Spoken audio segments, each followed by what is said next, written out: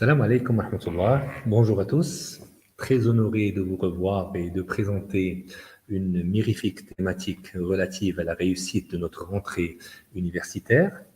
Un succès dont nous voulons avec un engagement extraordinaire. Nous nous adressons aux étudiants magnifiques que vous êtes. Nous vous souhaitons la meilleure des rentrées universitaires.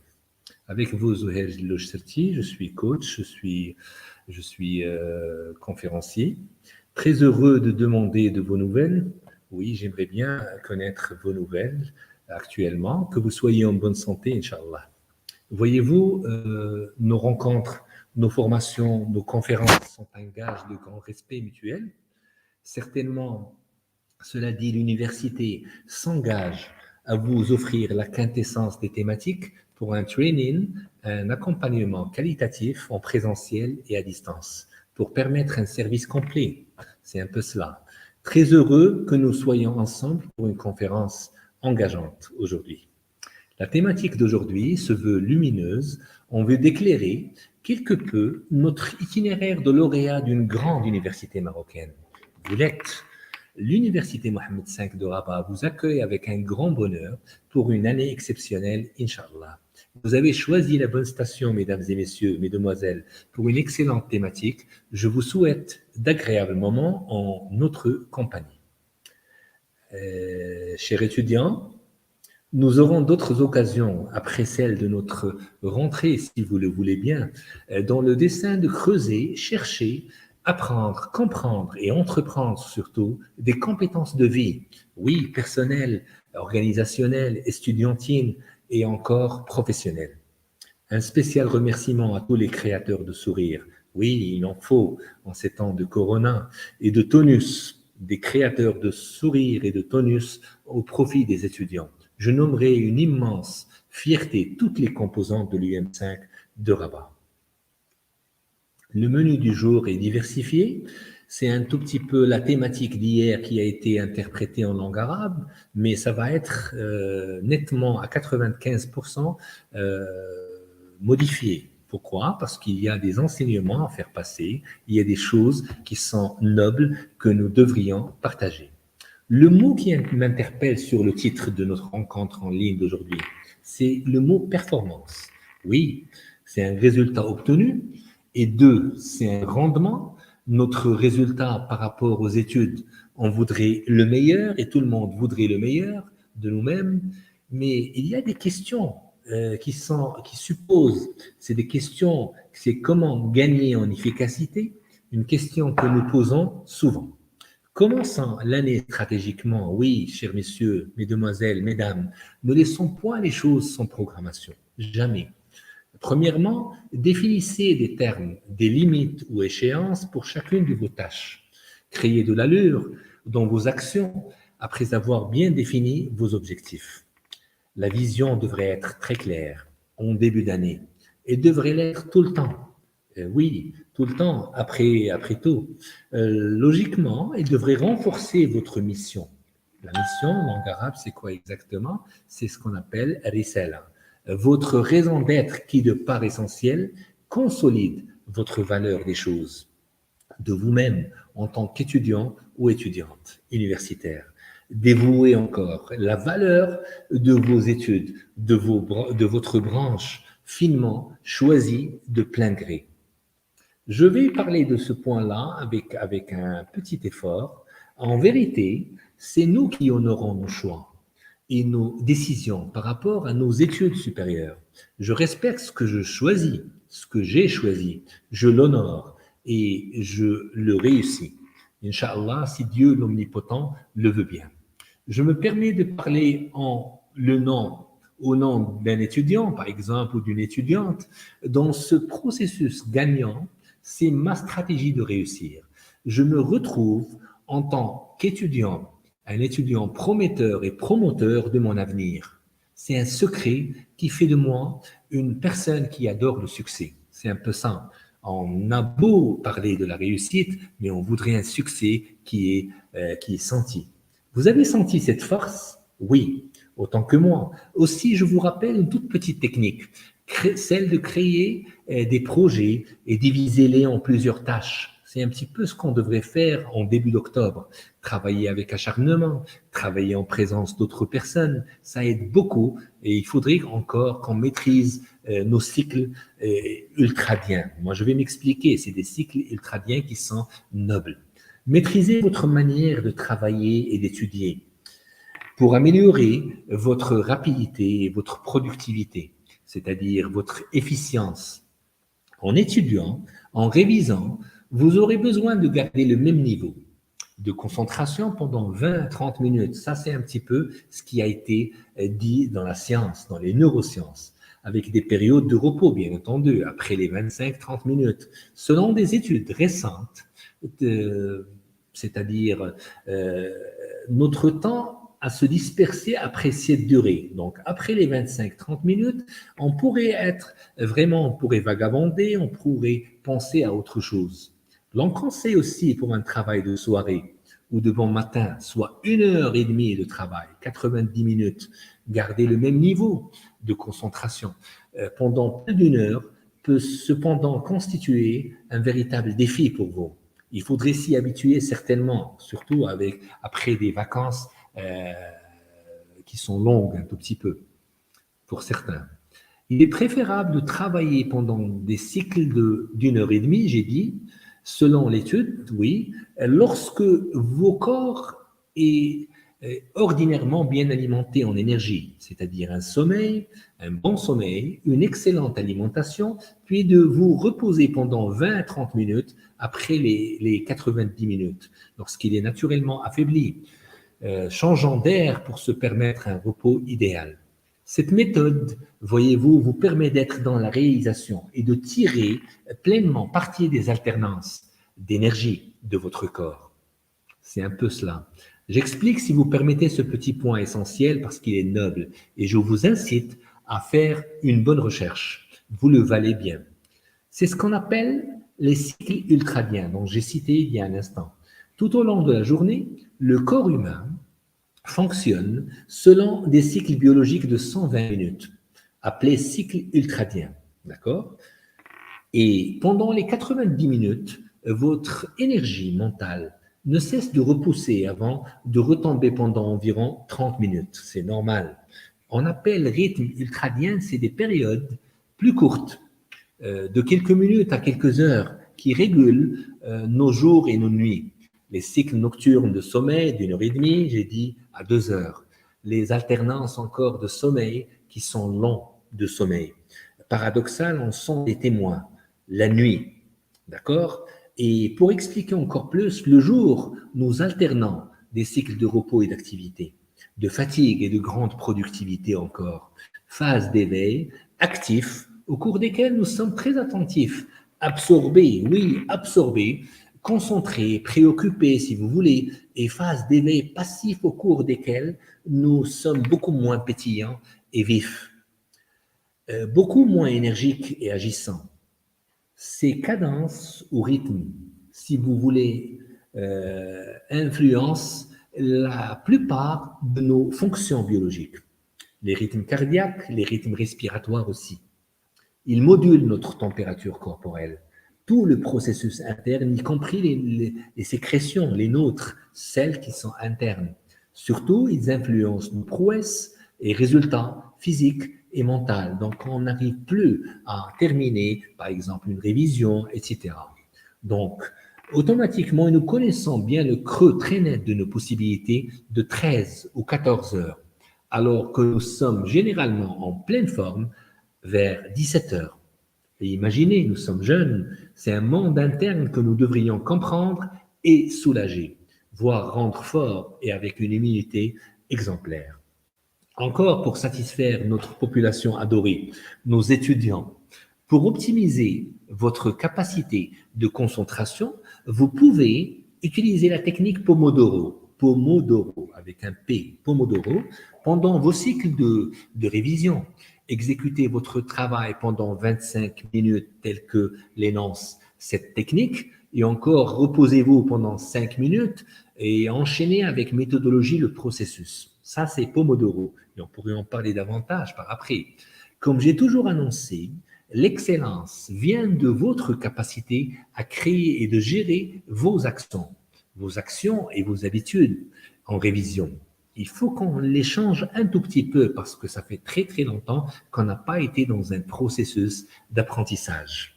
Mesdames et messieurs, mesdemoiselles, chers étudiants de l'UM5, de Rabat et d'ailleurs, l'excellence crée votre nouvelle manière d'étudier, de persévérer, de lancer des défis d'apprentissage. Les vôtres, c'est préférable. Un grand bravo à vous. Vous savez aussi bien que moi que vous êtes content quand vous, c'est-à-dire quand vous êtes content quand vous donnez de l'effet aux révisions, seul ou en groupe, et que ça marche. Quand ça marche, c'est très très bien, c'est de la bonne émotion. Ça donne une production qu'on appelle concluante. Vous avez compris vos leçons et vous êtes prêt à entamer vos tests. C'est cela le secret. Vos habitudes, vous les avez en main. L'habitude, elle est en main.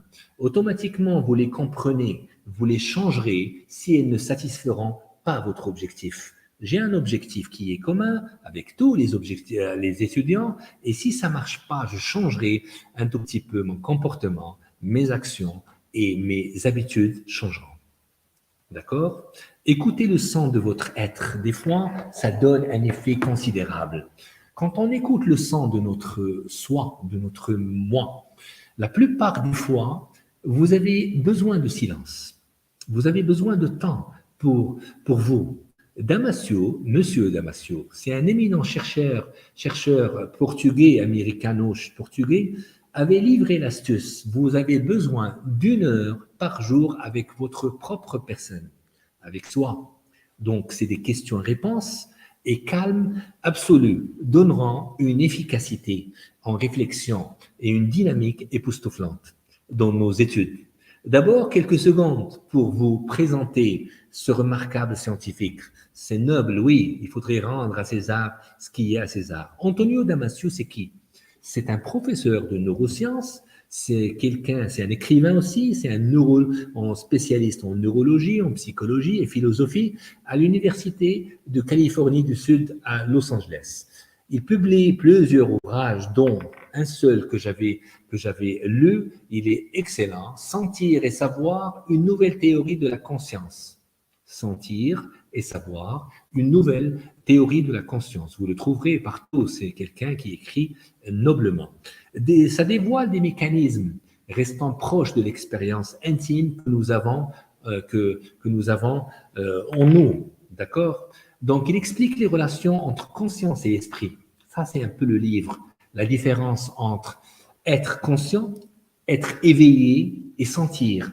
Donc, qu'est-ce qu'on devrait faire? Retrouver notre conscience, le sentiment de soi, d'après le même scientifique. C'est une astuce qu'on devrait véritablement creuser pour l'avoir. Hein. Trouvez votre propre moyen pour ne pas trop vous distraire.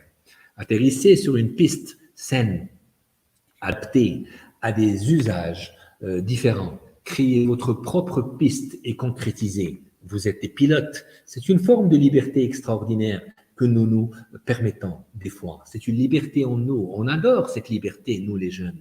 Évitez toute perturbation qui pourrait corrompre votre conscience. C'est un peu le gage, c'est un peu l'astuce elle-même. Remettez-vous à l'objectif à chaque fois. Je vous adresse ces paroles, nobles étudiants, chers pilotes de votre propre personne. C'est pour ça que j'ai donné cet exemple formidable. Comme vous le savez aussi bien que moi, la piste de l'atterrissage, c'est le composant majeur d'un aérodrome. C'est une surface qui est adaptée, d'accord, et réservée au décollage et à l'atterrissage. Faites-en à ce que la longueur de la piste doit permettre le décollage.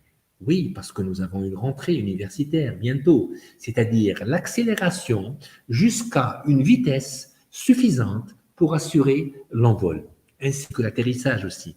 C'est un exemple que je donne, que j'ai donné aujourd'hui, c'est une première.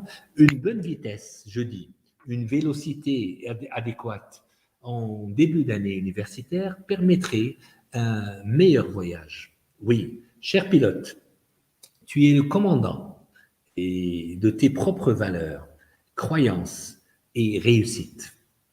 Sache que tu es toujours le pilote À chaque instant, tu pourras recommencer, tu pourras aller au loin véritablement avec un succès énorme. On ne parle plus de réussite, on parle de succès et on parle c'est-à-dire d'un résultat qui est extraordinaire. Permettez-moi de vous livrer un petit secret encore qui est scientifique. Un petit exemple, rien de plus pour aujourd'hui sur la concentration effective. Quand on demande aux étudiants de se concentrer avec les meilleurs moyens qui sont dans les neurosciences. Je nommerai la pleine conscience, vous la connaissez.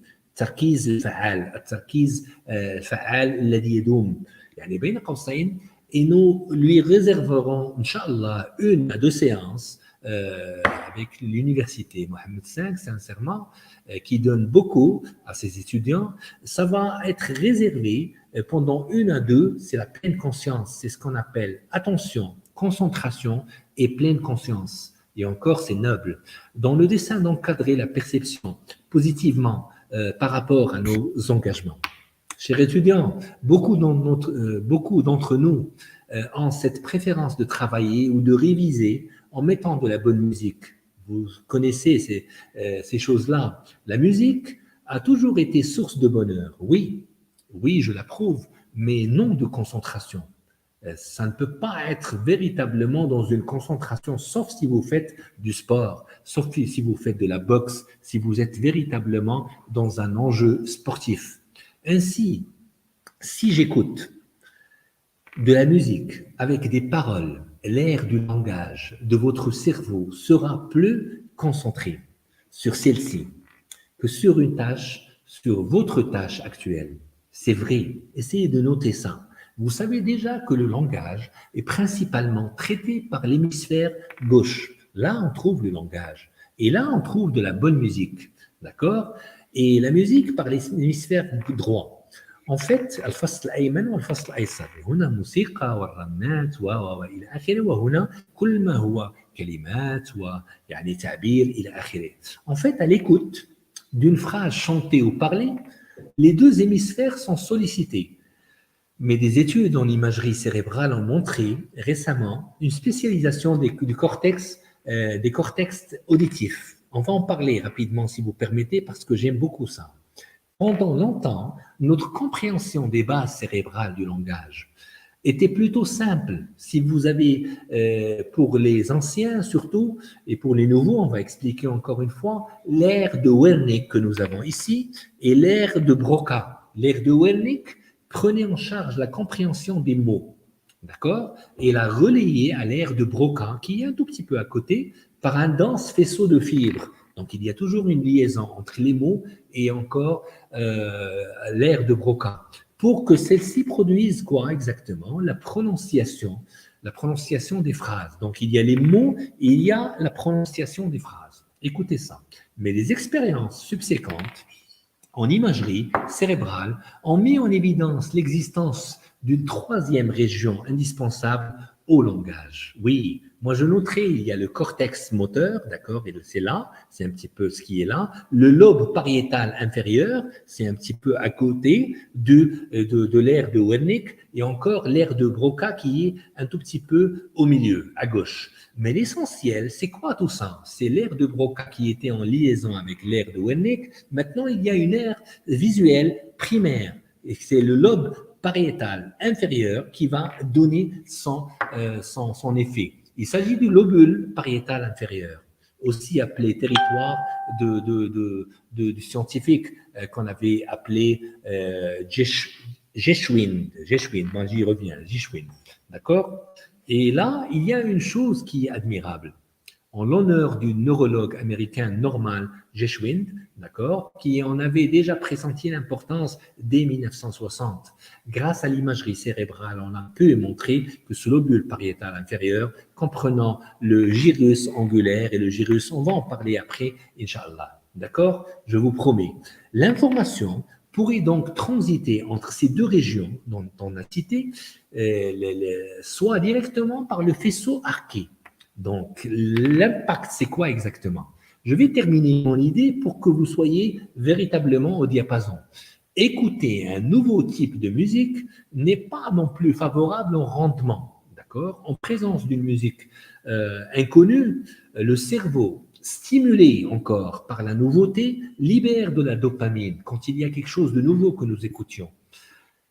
Votre concentration est donc entièrement orientée sur la musique, oui, et non sur votre révision. Donc, du coup, de plus, même si la musique classique et les musiques de film n'ont généralement pas de paroles, ces genres peuvent également perturber votre concentration s'ils sont originaux et surtout nouveaux pour vous. D'accord? Néanmoins, il existe une solution. Si votre lieu de travail est bruyant, si là où vous étudiez c'est bruyant, écoutez du bruit incolore ou encore blanc, comme on l'appelle le bruit blanc, comme on l'appelle. Un bruit blanc, c'est une réalisation d'un processus aléatoire dans lequel la densité spectrale de puissance est la même pour toutes les fréquences de la bande. Le bruit blanc en toute facilité, le nom se réfère à la lumière blanche, tout comme vous le savez, c'est un petit peu le mélange équilibré de couleurs, c'est pour ça qu'il y a toujours une image, c'est-à-dire la lumière blanche et le bruit blanc. Je vais m'expliquer encore pour finir ce point. Un bruit ambiant, un volume modéré permettrait d'améliorer le processus créatif. Vous pouvez reproduire cet effet en portant un casque anti-bruit et en écoutant du bruit blanc. C'est quoi exactement? Le bruit blanc permet de maintenir la concentration car il est constant. D'accord? Donc, c'est avec la musique, c'est-à-dire avec des choses qu'on entend, par exemple le frémissement, etc., etc., etc. Une question d'habitude, oui. Je m'explique encore. Comme les sens sont toujours les mêmes, votre cerveau s'y habitue. Donc, les inattentions ou distractions auditives ne vous stimulent plus, ne vous affectent guère. Vous pouvez ainsi vous concentrer sur votre tâche actuelle et travailler plus rapidement. Oui, noble étudiant de l'UM5 de Rabat, moi je dis, il y a une consigne pour tout cela. Écouter du bruit blanc, c'est plutôt intéressant, cher étudiant. Personnellement, je préfère travailler 30 minutes et après me reposer sans musique, d'accord, ni téléphone, pour laisser ma concentration en ligne. Je tire ma révérence à une bonne musique et de bonnes ondes auditives qui me marquent pour ravir mon trésor que j'appelle émotionnel. Et vous l'avez aussi. Récapitulons maintenant et activons le process gagnant. Bien. Le temps passe si vite avec vous que c'est adorable de vous servir. Comment rendre son travail plus efficace? Bien, c'est une question pour une rentrée universitaire. Donc, je vous livrerai quelques astuces qui aident à travailler plus vite. C'est un peu ça. Donc, planifiez vos journées. On en a parlé hier en langue arabe. Pour être performant, il est essentiel d'organiser vos journées de travail. Donc, il faut qu'on sache un tout petit peu qu'est-ce qu'on devrait faire hebdomadairement ou journellement, c'est-à-dire nous allons en parler la semaine prochaine, si vous permettez. Donc, tout ce qui est ordre, tout ce qui est revenant à l'ordre, on va en parler. Divisez votre travail. Nous allons parler d'organisation, de collaboration encore. Nous allons parler de méthodologie de travail, de s'y mettre sans penser. Oui, trop à la perfection. Ne soyez pas trop perfectionniste, essayez d'apprendre. Apprendre, comprendre et entreprendre. Et d'éviter le multitâche. Oui, et de travailler avec la meilleure des émotions. Oui, il faut qu'on soit content. Si vous n'êtes pas content, c'est que vous bloquez un petit peu les neurones. Des passe-partout pour mieux travailler et rester performant. Se concentrer sur les tâches prioritaires, maîtriser beaucoup de choses. Il y a ce qu'on appelle les biorhythmes, on va en parler encore une fois. Maîtriser, mieux s'organiser pour concilier études et passion. Recadrer les invitations non prioritaires, celles qui viennent d'ici. D'ailleurs, j'ai un travail pour 1 heure, 2 heures, je travaille et encore après, je sors. S'affranchir des heures, des horaires d'études réels pour synthétiser, réviser encore et produire notre propre manière à le faire. Moi, j'incite tout le temps les étudiants à faire ça, à des fins d'exceller. Il est temps de parler d'exceller, réussir est à la portée. Il est véritablement temps de parler du verbe exceller. Réussir est à la portée, certainement. Selon la logique des choses, je me permets de vous dire, réussir ses études, c'est être motivé pour l'être. Oui, il faut qu'on soit dans la motivation. conséquente, une excellente chose à connaître et permettre aujourd'hui. D'accord? On va parler de la deuxième partie rapidement pour clore cette séance qui est rapide mais consistante. Motivation extrinsèque versus motivation intrinsèque. Oui, la motivation, c'est quoi exactement? C'est une force qui vous fait avancer lorsque vous voulez atteindre un objectif ou réaliser un changement. Des fois, quand on est douteux, des fois, quand on est dubitatif, des fois, quand on pense trop à la chose, il faut une motivation pour véritablement faire tourner la roue. Quelle est la roue de la motivation? Je fais mon auto-louange, déjà, je me parle à moi, je rends mes méthodes de travail plus efficaces et je les varie. D'accord? Il faut plusieurs méthodes et non pas une seule. Je me répète des phrases motivantes. Je me dis, je vais être excellent. Je vais être excellente. Encore, je prends conscience de mes talents. Je gravis l'échelle des rêves parce que j'ai un rêve quand je rentre à l'université, telle que l'université Mohammed V de Rabat. Je me rappelle la bonne raison à chaque fois pourquoi je suis là. Et là, ça va me pousser à agir, à être, c'est-à-dire mon leitmotiv, on l'appelle leitmotiv. Je crée quelque chose de propre, de mes propres mains. Je suis roi de moi-même. Je suis reine de moi-même. D'accord? Il y a plusieurs choses qu'on pourrait dire sur ce point de motivation, mais on va le laisser pour après seulement. Il y a quelque chose à dire maintenant. En groupe, ça va faciliter l'intégration et la réussite avec mes amis, que ce soit en présentiel ou en groupe, c'est-à-dire à distance. Il faudrait qu'on s'y mette, il faudrait qu'on aille vers l'avant. Ça permet de vaincre certaines appréhensions et c'est un tremplin pour dépasser une possible hésitation qui freine tout mouvement hors de soi. Beaucoup de choses en solo encore, seul. C'est un véritable rôle moteur, la motivation. Ça renforce la productivité et ça me donne des ressources. La motivation, c'est en quelque sorte l'énergie ou la force qui pousse à agir, à s'engager dans une tâche. Vous avez compris le sens, certainement. Quand un ou une idole vous inspire, des fois c'est un acteur, des fois c'est un professeur, des fois c'est un papa, une maman, un coach, il vous sert de modèle. Elle vous montre ce qui est possible de réaliser concrètement. Oui, le concret est là. C'est une source de motivation supplémentaire, une image de réussite, de performance, de succès à imiter. Ça donne envie de passer à l'action. D'accord? Oui, je vois un petit peu ce que vous écrivez, c'est très très noble et j'adore. Oui, vous appelez, vous faites appel à d'autres. C'est un grand bonsoir que je vous dis, c'est pour ceux qui sont venus avec nous. Oui, il y a une étudiante qui me dit, je suis fière de moi-même. Oui, tous les étudiants devraient véritablement être fiers d'eux-mêmes. Parce que cette fierté est noble. Pourquoi? Parce que ça touche l'identité. Et l'identité, elle permet d'englober le tout que nous avons. C'est-à-dire, déjà, la compétence, mais avant ça, il y a le comportement action. Mon environnement changerait parce que moi, je suis comme ça. Parce que moi, j'ai réussi à être fier de moi. Et encore, mes croyances, mes compétences, mes convictions encore, mes critères de vie, mes préférences, et ma manière de voir les choses. Vous savez aussi bien que moi que, comme on avait dit en langue anglaise, the map is not the territory. La carte n'est pas véritablement l'environnement. D'accord? Mais l'environnement pourrait changer si je change ma carte mentale. La carte mentale, c'est moi qui la crée. Et Dieu a fait que nous sommes créés ainsi. On pourrait changer ces choses-là avec notre manière de penser. Et il faudrait orienter nos pensées pour arriver à satisfaction, pour arriver à la réussite que nous nous promettons. De la démotivation des fois à la motivation. Quand un étudiant, une étudiante est démotivé, pardonnez-moi, c'est un exemple, je me concentre surtout sur les problèmes. J'ai un problème à la maison, j'ai un problème de présentiel, j'ai un problème de ce qu'on appelle shu'ba et tout ça. Mais qu'est-ce qu'on pourrait dire à ce monsieur ou à cette demoiselle? Je me concentre surtout sur les solutions. Essayez de faire un cadre de perception positive pour aller au loin avec votre objectif. Des fois, je cherche constamment des raisons de me plaindre.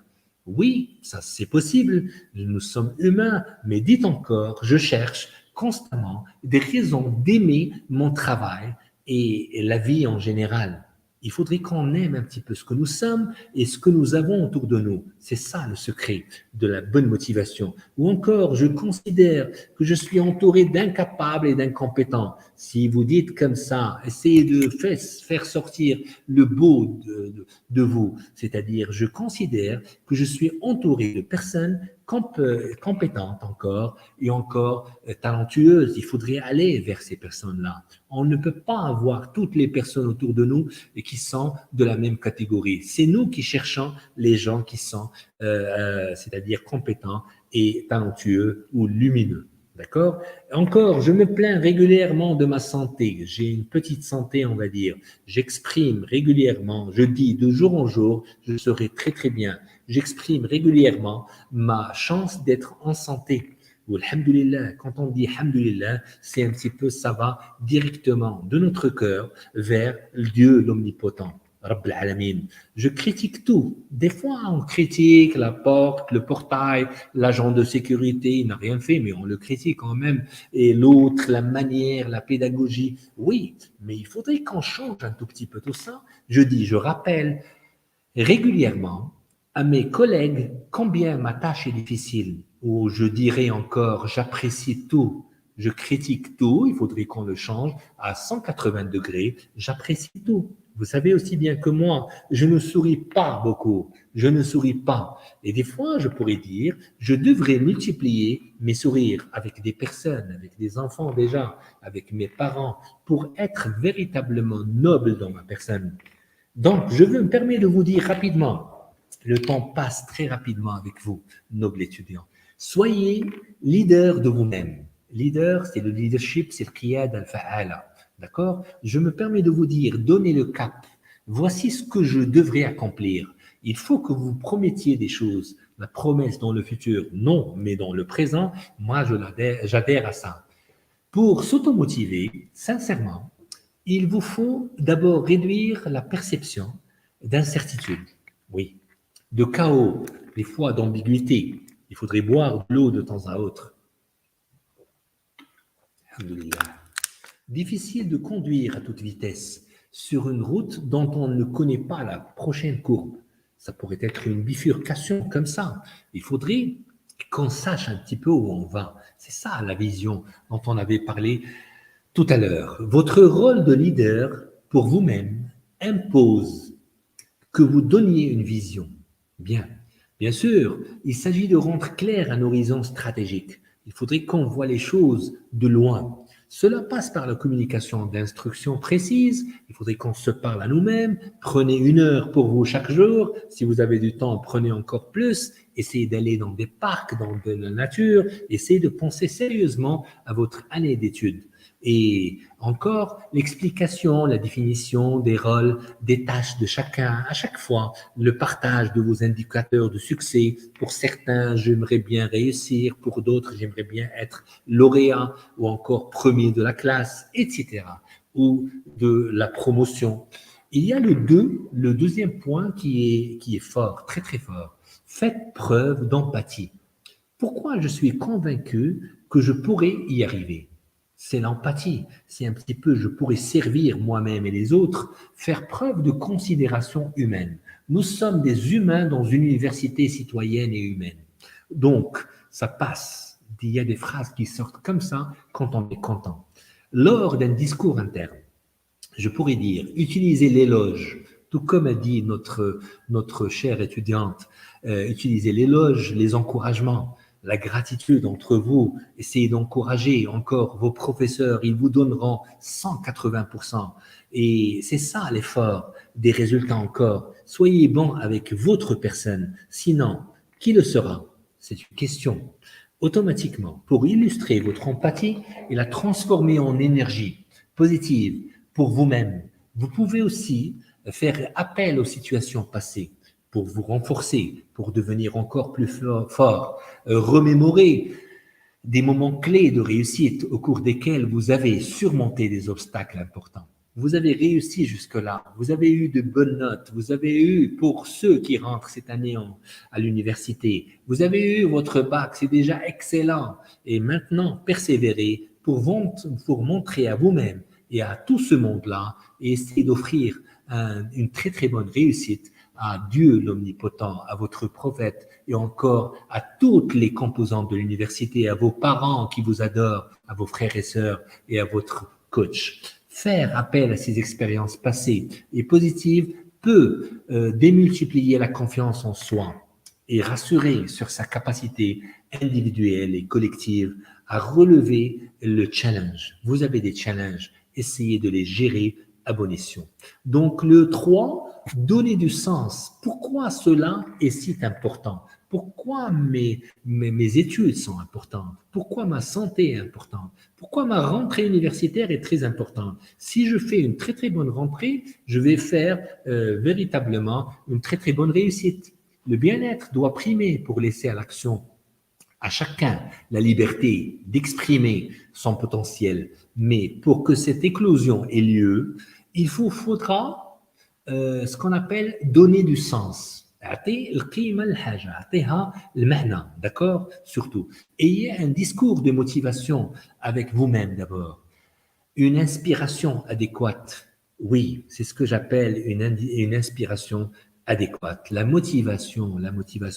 Insister sur le lien entre les objectifs stratégiques, d'accord, et le travail quotidien qui devrait être opérationnel. Et encore, allumer l'étincelle. Shal, anta shu'la. Automatiquement, allumer l'étincelle. Maintenant, mettons-nous en action. Il faudrait qu'on soit en action et fort. Montrez un petit peu ce que vous savez faire. Mon discours doit m'inciter à l'action. Quand vous parlez d'une manière zen, avec maîtrise, quand vous dites, Inch'Allah, je vais avoir de bonnes notes, mais quand vous dites mieux, je vais avoir un 16, 17, un 18, sûr, dans cette matière-là, un bon speech de motivation écrit ou proféré, hein, d'accord, vous presse à agir.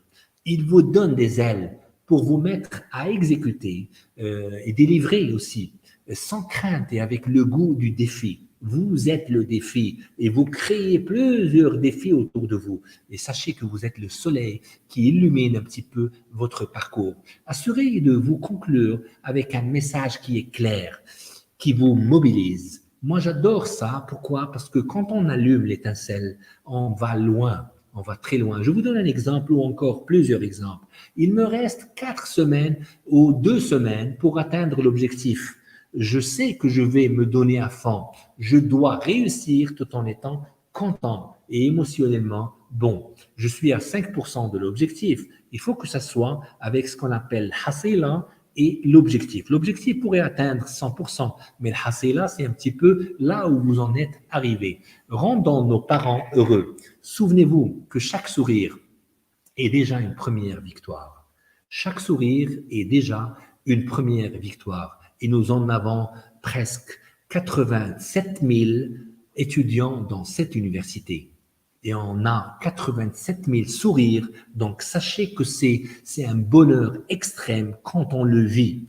L'une des choses pertinentes en nous, ou pour nous, en tant qu'étudiants, moi je parle en tant que vous, hein, tout étudiant a besoin de savoir dans quel but il travaille et surtout pourquoi, vers quoi il se dirige. Il faut qu'on soit véritablement orienté. La première chose, quel que soit votre niveau d'études universitaires, première, deuxième, troisième, doctorat, master, etc. Et donc de tenter de cerner, de préciser vos projets d'avenir. Un mot de fin encore. Oui, il y a des choses qu'on pourrait dire avec maîtrise et je lirai un tout petit peu ce que vous écrivez déjà. Déjà, merci beaucoup. Bonsoir de Kanitra. Oh, c'est un grand bonheur. Il y a l'humeur, oui, certainement, Siham.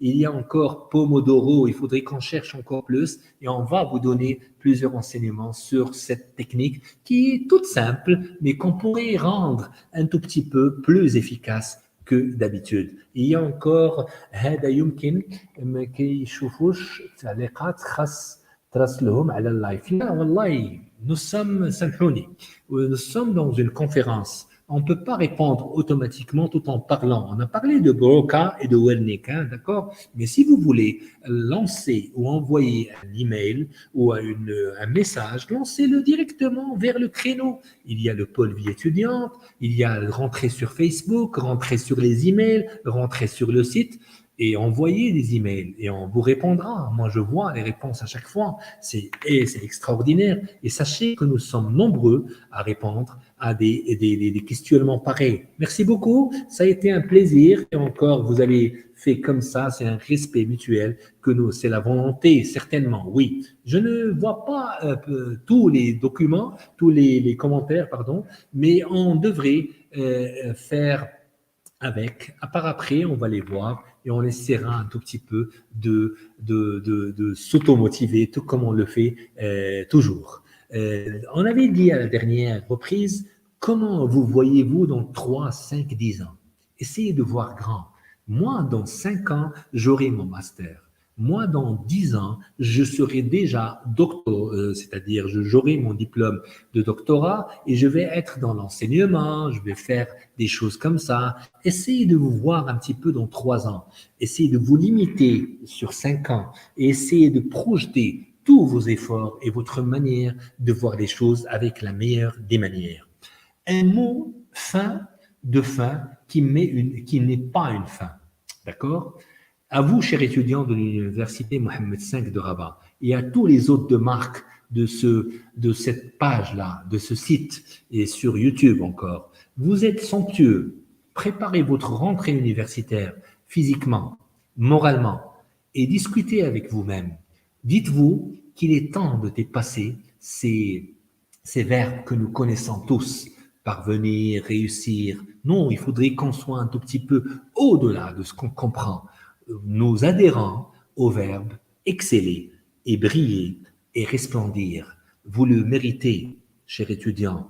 On en a parlé hier de tout cela. Mes respects à tous. Rendez-vous très prochainement pour une nouvelle thématique qui booste et qui donne des fruits. À la prochaine et certainement avec un très très grand respect et nous allons vous servir jusqu'à ce que vous dites ça y est, on est servi. Merci beaucoup à tous les étudiants du monde, à tous les étudiants de l'université Mohammed V de Rabat et je rappelle un petit peu ce qu'on a vu sur ces 2 séances. Déjà, il faudrait qu'on ait une vision claire, une mission particulière et encore des objectifs stratégiques qui font gage de lumière. C'est-à-dire, mes objectifs stratégiques, ils devraient être très très bien orientés stratégiquement. Comme quoi, par exemple, c'est comme une parabole. Moi, je vois un petit peu la lumière et je m'oriente vers la lumière. Tel est mon succès, telle est ma réussite qui est noble. J'aimerais bien produire plusieurs choses avec ça. Ma manière de faire, elle est noble. Il faudrait que je la rende encore plus noble parce que cette année-là, si vous réussissez avec la meilleure des manières, vous serez comme ça, luisant, chatoyant. Vous serez très très bien parti pour de nouvelles études. Oui, que ce soit vos études, votre branche, sinon vous allez exceller au-delà de la licence, du master et encore le doctorat. Faites valoir un petit peu ce que vous voulez. Faites valoir un petit peu ce que vous avez toujours rêvé. Essayez d'être un petit peu dans la force des choses. Dites-vous que je vais être très très bien dans ma vie pour réussir et pour exceller et pour devenir resplendissant, tout comme on avait dit tout à l'heure. Et encore, la stratégie adoptée pour un étudiant, elle est très simple. Vision claire, mission claire, objectif stratégique clair et encore des actions qui sont claires. Les actions, on ne peut pas les entreprendre comme ça. On pourrait les entreprendre avec magnificence, telles que, par exemple, les écrire, les orienter avec des orientations stratégiques, mais surtout, si vous voulez avoir mon avis, il faudrait qu'on soit véritablement dans le choix stratégique, l'iktiyarat stratégique. Vous n'allez pas faire tout. Par exemple, je vous donne un dernier exemple pour clore cette séance magnifique. C'est que moi, j'aimerais bien avoir des notions dans toutes les langues. Oui, tout comme tout le monde. Tout le monde voudrait avoir l'anglais, l'allemand, l'espagnol, mais je ne pourrais pas commencer avec toutes les langues. Mais dans mon choix stratégique, ça va être l'anglais, ou ça va être le français, ou ça va être l'arabe. Pour certains, hier, ils ont adoré l'arabe pour une fois, et ils vont s'y mettre. Et j'adore ça. C'est la meilleure des manières d'être dans un challenge et de le réussir. Permettez-moi de vous dire une dernière chose.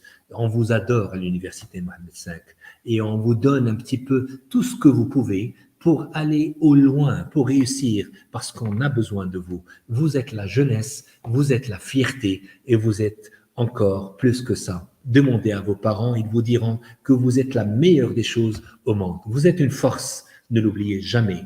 C'était avec vous, Zouher El-Cherti de l'Université Mohammed V de Rabat, et ça a été un énorme plaisir de vous présenter cette séance. Merci et à la prochaine, Inch'Allah.